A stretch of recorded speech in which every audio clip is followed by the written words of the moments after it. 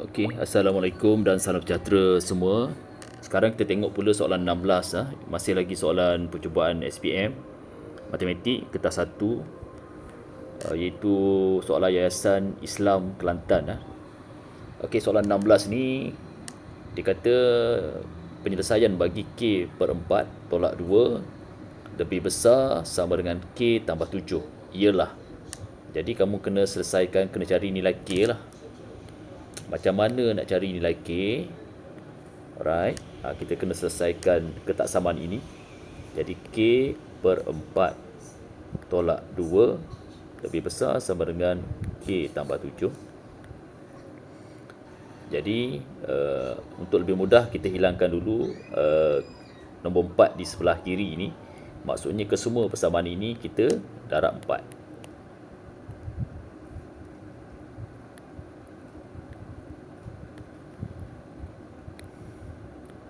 Okey, darab 4. Jadi kalau K per 4 darab 4, K per 4 darab 4 dapat 4 kali 1 4, 4 kali 1 4, K kali 1 sama dengan K lah, dapat K.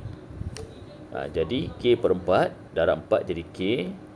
Kemudian negatif 2 darab 4 jadi negatif 8. Kemudian lebih besar sama dengan K darab 4 jadi 4K.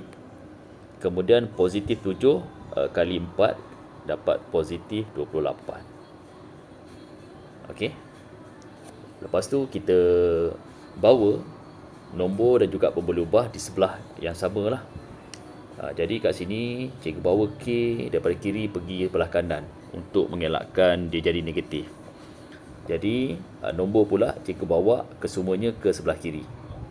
Jadi nombor dia akan jadi negatif 8. Kemudian positif 28 ni bawa pergi belah kiri akan jadi tolak 28. Kemudian lebih besar sama dengan yang belah kiri akan jadi 4K. Kemudian K yang berada sebelah kiri ni kita bawa pergi belah kanan akan jadi tolak K. Okey, negatif 8 tolak 28 akan jadi negatif 36. Lebih besar sama dengan 4K tolak K sama dengan 3K. Okey, kita nak tahu nilai K. Jadi 3K iaitu maksudnya 3 darab K. Jadi 3 operasi darab di sebelah kanan bawa pergi belah kiri jadi bahagi. Dia akan jadi K lebih kecil sama dengan negatif 36 bahagi 3. Okey, dan kita dapat K sama dengan K lebih kecil sama dengan negatif 36 bahagi 3 dapat negatif 12. Jadi jawapan dia adalah K lebih kecil sama dengan negatif 12, iaitu sama dengan A. Okey, jawapan untuk 16. Okey, kita tengok pula soalan nombor 17. Rajah 8 menunjukkan sebuah graf yang mempunyai dua gegelung dan berbilang tepi.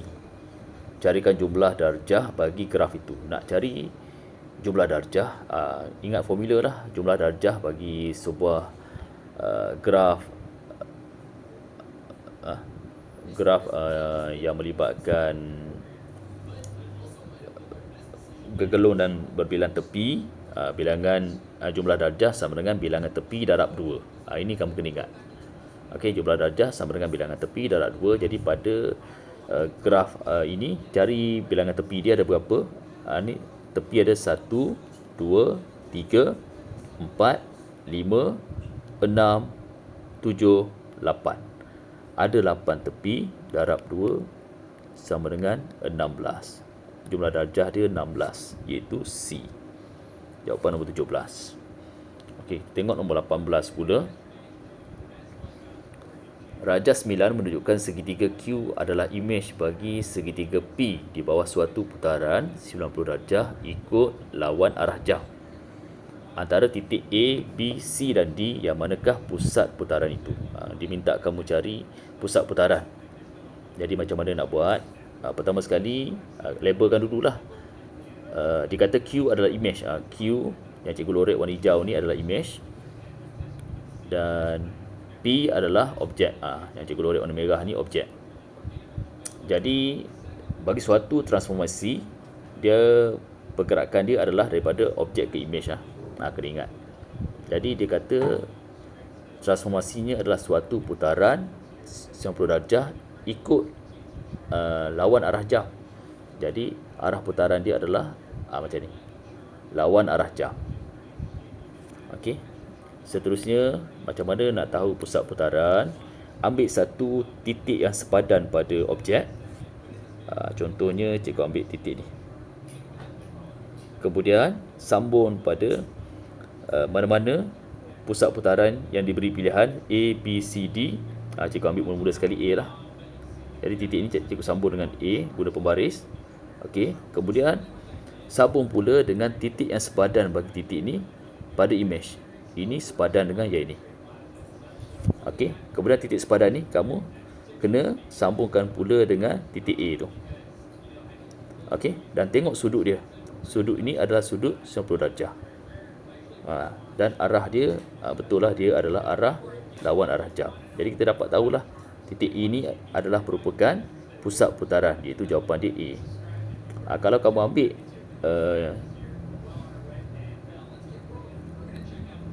titik putaran yang lain, contoh titik D, sambung dengan titik sepadan ni, D sambung dengan D. Okey. Kemudian daripada titik D ni pula sambung dengan titik yang sepadan bagi objek pada image, iaitu yang ini, sambung. Tengok sudut dia. Sudut dia bukan tak sama dengan 90 darjah. Jadi D salah, bukan jawapan. Jawapan dia adalah A yang sama dengan 90 darjah. Jadi jawapan dia adalah A untuk soalan 18. Okey, kita tengok pula soalan nombor 19. Okey, rajah 10 menunjukkan sebuah bulatan berpusat O dan berjejari 6 cm. Diberi QR dan SR adalah tangen kepada bulatan itu dan sudut QPS sama dengan 60 darjah. Sudut QPS adalah sama dengan 60 darjah.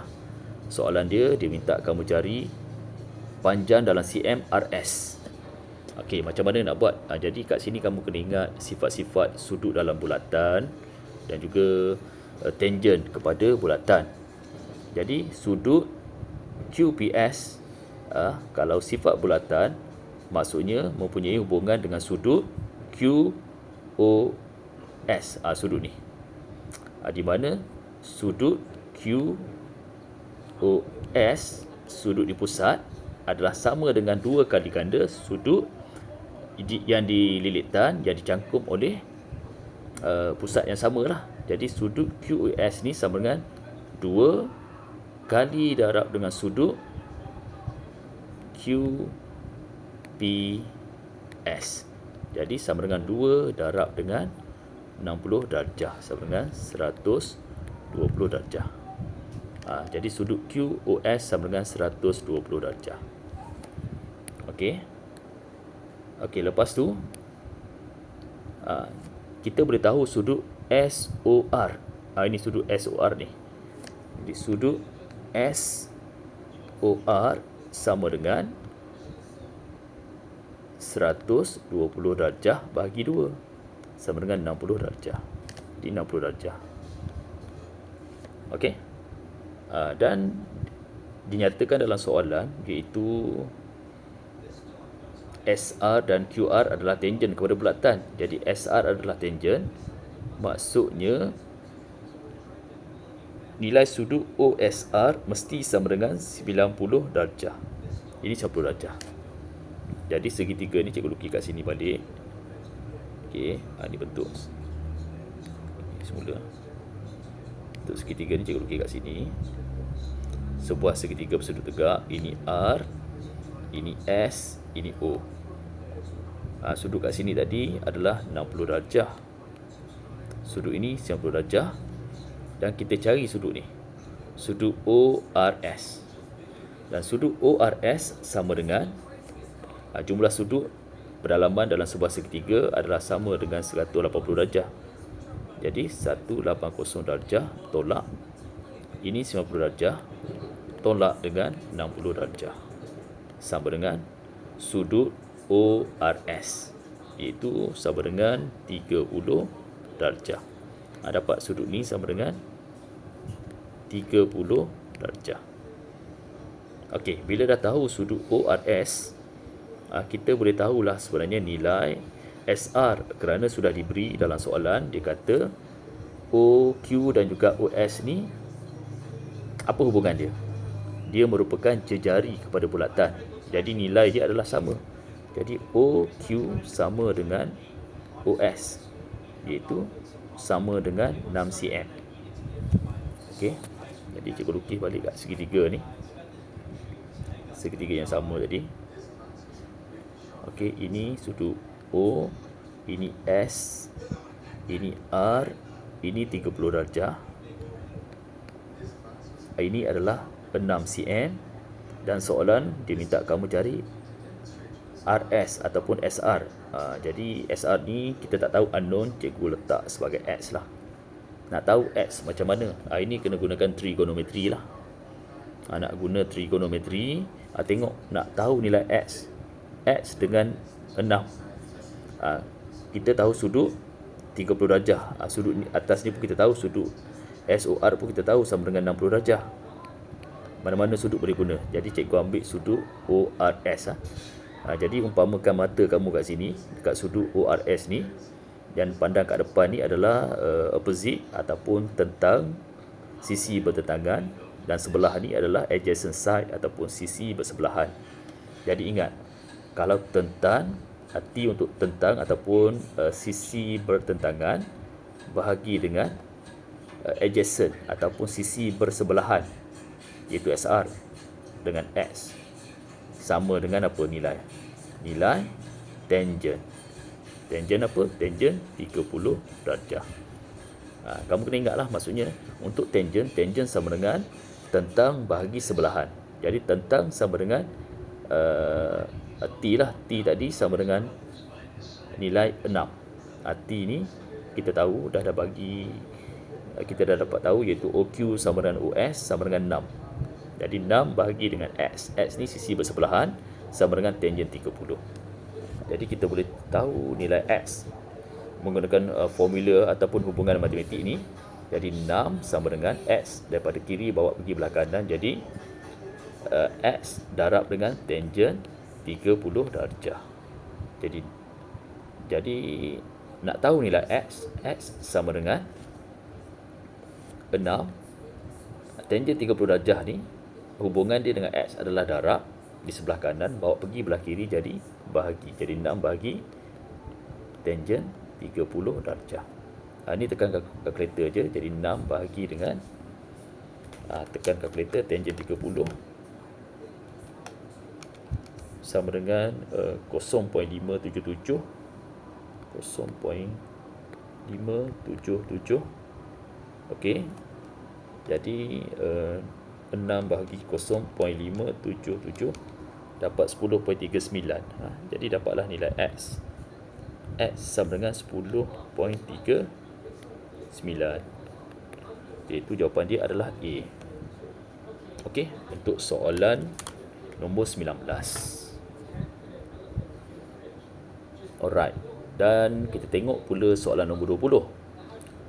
Soalan 20 ni. Okey, soalan 20.